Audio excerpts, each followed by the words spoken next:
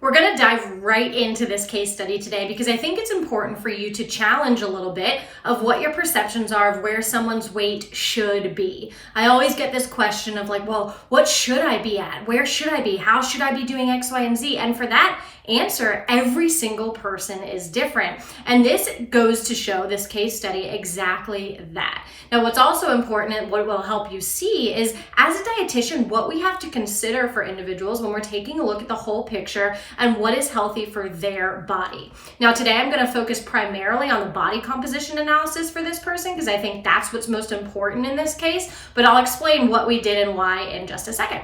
So first and foremost, I think what you should do is just take a look at these body composition analysis numbers, right? So analyze them for yourself, take a minute, see what you think.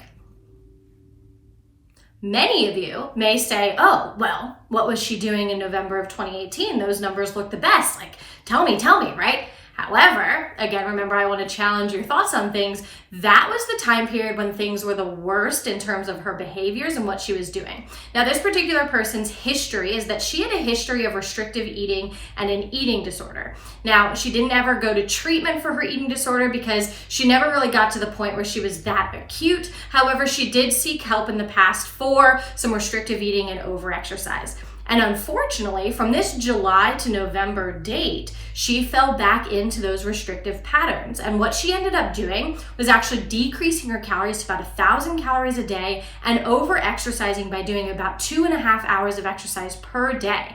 Now, the reason that was over-exercise is because she was exercising even when she was injured, even when she was sick, etc. Now, that's how she got to that 129.7 pounds. Those were not healthy behaviors. That was not something that we were supportive of. Actually, between that July to November visit, she kind of fell off the calendar with us. She had come in once or twice, but wasn't seeing us regularly, so we didn't know how desperate this situation was and how restrictive her eating had gotten during that time period.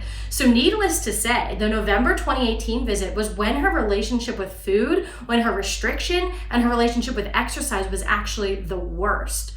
So, starting in November of 2018, we of course worked on getting her to take in more food. Now, we backed off on exercise some and we said you really only need to be doing about an hour of exercise 4 to 5 times a week. That was a really hard change for her to make, but she was able to do so and get to the point where she could decrease exercise and keep it a little bit more moderate. We also really challenged her to make that exercise something that she enjoyed.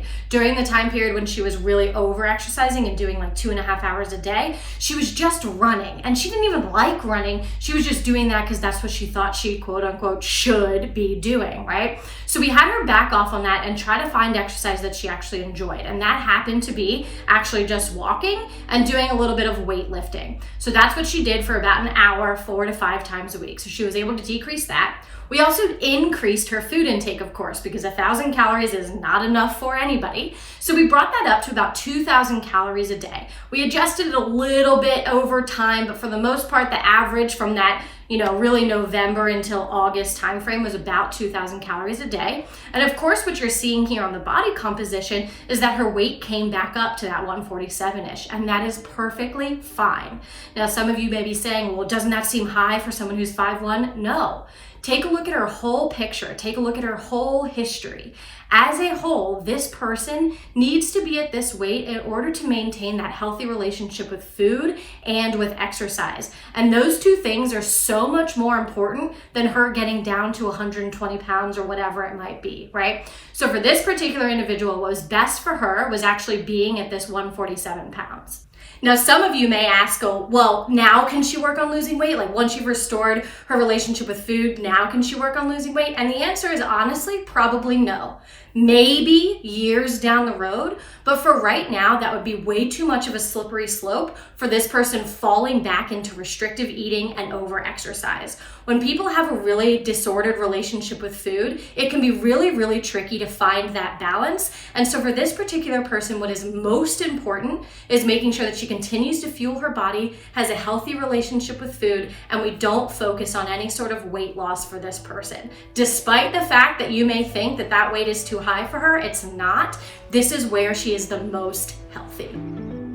Now, if you guys have any questions on this, please leave this in the comments. Don't forget to like and subscribe.